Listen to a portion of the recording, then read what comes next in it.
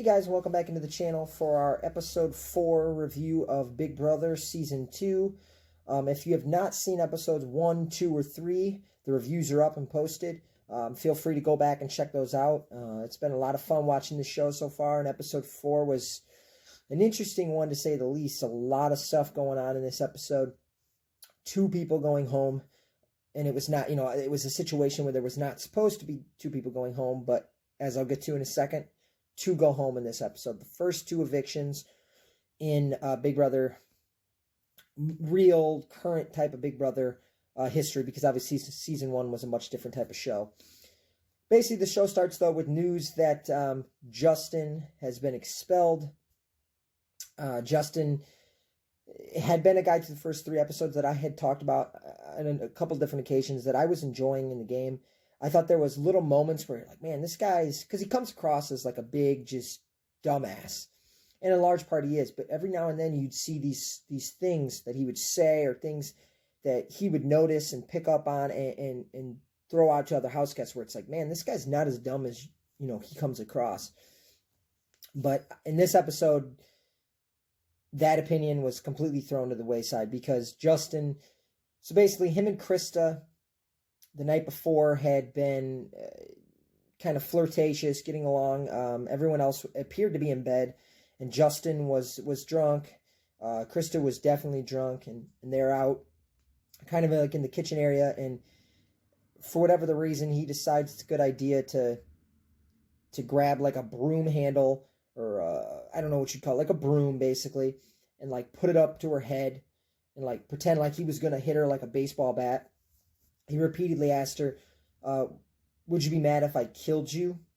Like, what in the fuck kind of kinky shit does he have going on there? Then what does he do? He takes a butcher knife from the kitchen, which they do not show, obviously. You can find that on YouTube, though, if you decide you wanted to see it. But he brings that to her knife, or brings the knife to her throat, and basically asks her, would you be mad if I killed you? The show, again, does not show that, but then he puts it back, the knife back in its case, comes back over, they start kissing. A very weird interaction, but it was, I mean, in terms of, like, was it good for the show? In a lot of ways, no, but in terms of entertainment, it was entertaining to watch. Bizarre to watch, to think this is, like, you watch current Big Brother and you think that something like this happened. Like, wow. This stuff, if that had happened nowadays, I don't even know what the reaction would be when he got out of the house. Like, he'd be destroyed, killed, and murdered. And then he has an interesting interview. Well, not an interview. Yeah, there was like a small interview with himself and like one of the producers, and he comes in and he says, like, basically and he's like kind of laughing, which is bizarre to me. I don't know if he's still drunk at this point or what, but he's like, every time I get called into the diary room, it's about, oh, Justin, you can't beat this person up. Oh, Justin, you can't, like, sexually force yourself on somebody. I thought that comment was absolutely bizarre. And again, if he was in the house nowadays, God help him when he got out. I kind of want to Google this guy and see what he's up to nowadays, because I honestly don't know. But then we have, and like the ramifications on the house. Like, what could be and will be the ramifications in the house with Justin leaving? Well, obviously, it's going to impact a certain group of people more so than the others, and I'll get to that in a second, because next up we have the first real time throughout the season where it really is shown. You got Chilltown, which again is Shannon, Mike, and Will, and it's like those 3 against Top, which is the abbreviation for the other people, which is like Bunky, Nicole, Hardy, those kind of people, Krista, whatever. And so you kind of have these 2 factions of the house forming, Chilltown versus Top. And the ramifications of Justin leaving is that it really does hurt Chilltown, because although, people don't consider Justin a member of Chilltown, he would have been a vote for that group of 3, which would have been a group of 4, and they just lose him. So it's a big loss for Boogie, for Will, and for Shannon. Like, Justin leaving really does hurt them as the season goes on, particularly Shannon and Boogie. Obviously, Will, he don't need help. We have Shannon and Autumn. They get in a fight over Autumn smoking. This was a little confusing to me. This is, again, early season editing. They don't really explain it great, but they're fighting. Shannon tells Autumn to go eat a bag of chips or something. But basically, from what I gathered, the fight was, they were supposed to have given up smoking to receive some sort of something with basketball was referenced. I don't know exactly what they were referring to. They never really tell you, but I'm guessing that was like a reward. If they all stopped smoking for a certain period of time, they would get something with basketball. And just like the fast from the previous episode, Autumn's willpower is non-existent. She's smoking right away. Apparently it pissed Shannon off, and you can see them going at it. I hate both of those people, Shannon and Autumn. They both suck. They're both dreadful. They both fuck them both. Fuck them both. Then we have, before the next commercial, we have votes being casted. You had Will and Shannon and Monica are votes for Nicole to be evicted, and you have Hardy voting for Cheryl to be evicted. Will and Shannon voting for Nicole, obvious. Of course they would. Hardy voting for Cheryl is, again, obvious. But the Monica vote for Nicole, out of all the 8 votes cast in this episode, that was the one I found most intriguing. That was the one that was the least predictable. And honestly, I would have assumed she would have voted with the members of the group top, but she didn't. She voted. I don't think it was so much voting with Shilltown, but ultimately, because she's friends with Cheryl, the vote does go in Shilltown's favor. I found that to be interesting, and I, having seen the season before, I kind of had forgotten that in that first week, Monica does vote with Will and Shannon, and it's just something that, as the season goes on, you kind of forget. Then we have, back from commercial, we have Nicole and Boogie, which I thought this was a good little segment discussing, basically, Nicole's upset with Boogie because she feels like he ostracized her from the rest of the group. Particularly with her, when he had his nomination ceremony, he kind of did throw her under the bus and said how her leaving would be the least impactful for the house. Kind of harsh, but, you know, too fucking bad, Nicole. Go cry in the corner, which she does. But then you have, honestly, in my opinion, this was the perfect example of why, if you're in Big Brother, then, now, in the future, whatever the case may be, winning the first HOH is 99% of the time a mistake. For instance, Boogie. Boogie early on, he wins that first HOH because his fellow housemates pick him to win it. He was really liked. People enjoyed him. People thought his personality was great. He was the life of the house. He wins the first HOH, and immediately, 85 to 90% of the house hates him. Nicole hates him. Obviously, Cheryl, if she would have stayed, would have went after him. And I just think people that continually go into the house nowadays and want to win that first HOH, I mean, a lot of them, I think it's just a competitive drive that they have. But if you go into the house, you can't win this first HOH. 99% of the time. Maybe there's rare instances where maybe you're forced to need to win it.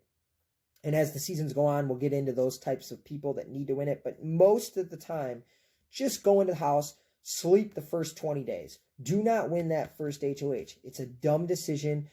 And from the very first, opportunity, the first HOH in Big Brother history, immediately it's shown that it's not a good position to put yourself in. Boogie is doomed by winning this first HOH right from the get-go. And people continue to not learn from it. Then we have Boogie makes a comment that he doesn't see himself being nominated not only next week, but anytime in the near future.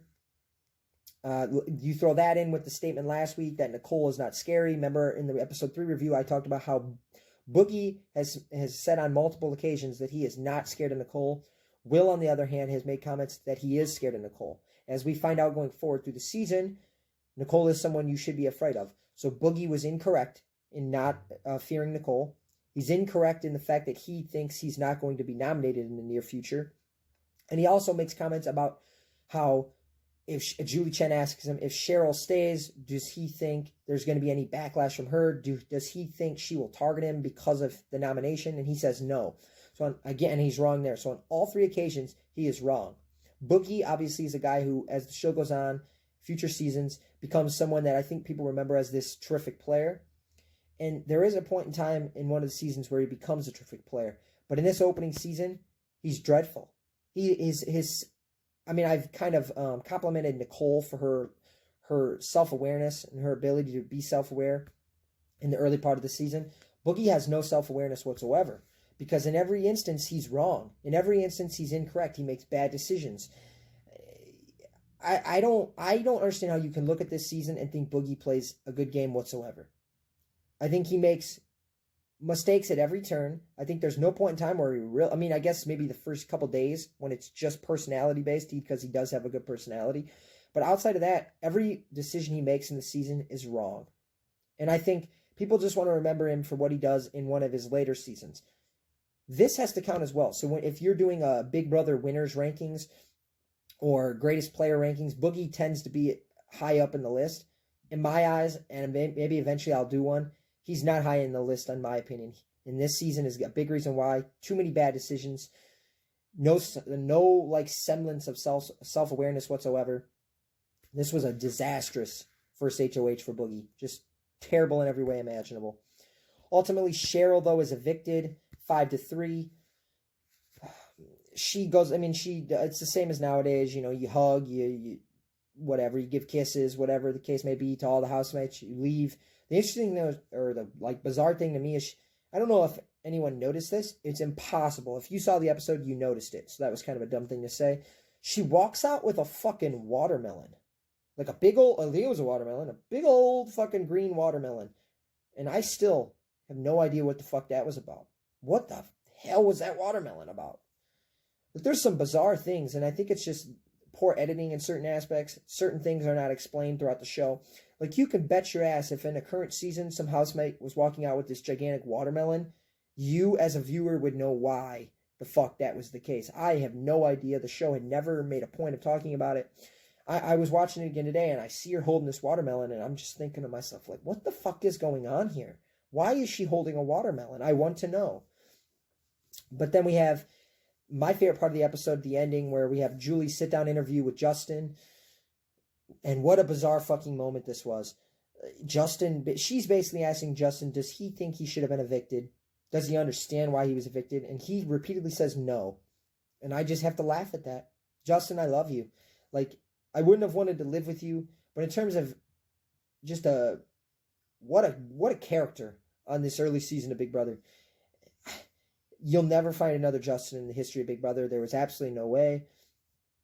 Yes, he's fucking nuts, but man, he was entertaining. And I wish he would have stayed longer. I really do. I wish he could have contained himself just a little bit so we could have saw some more of him. I thought this interview, though, was really, like, Julie seemed really pissed off during the interview. She really did. And Justin just straight up said, like, look, I'm sitting there kissing this girl. I'm sitting there. She's laughing. We're getting along.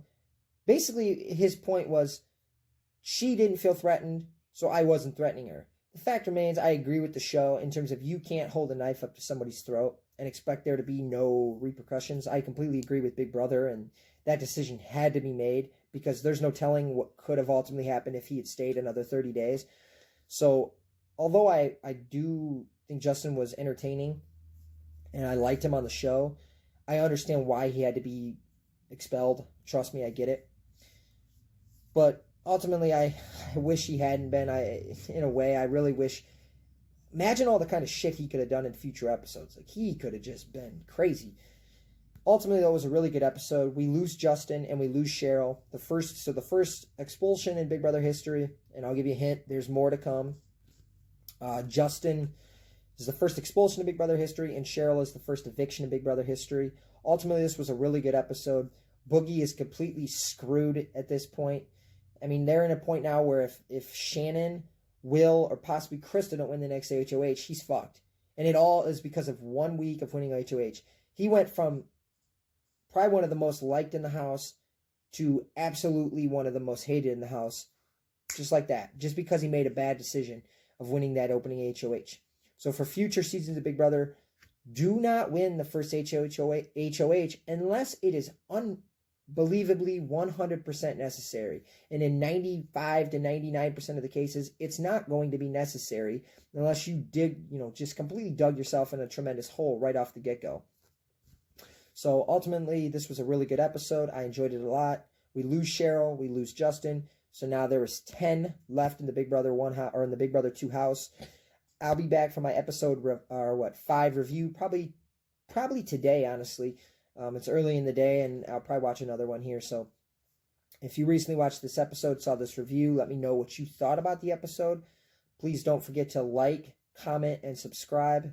And hopefully you're enjoying the reviews. Like I said, episode 5 will be up shortly. And also, the episode 4 MVP, I got to give it to Justin. I know it sounds bizarre, but he was definitely the highlight of this episode. I mean, at this point in time when this episode aired, there's no way you couldn't watch this episode and be talking about him and his actions in the house. So, all in all, good episode, guys. See you for my episode 5 review. Thanks, guys. I'm out.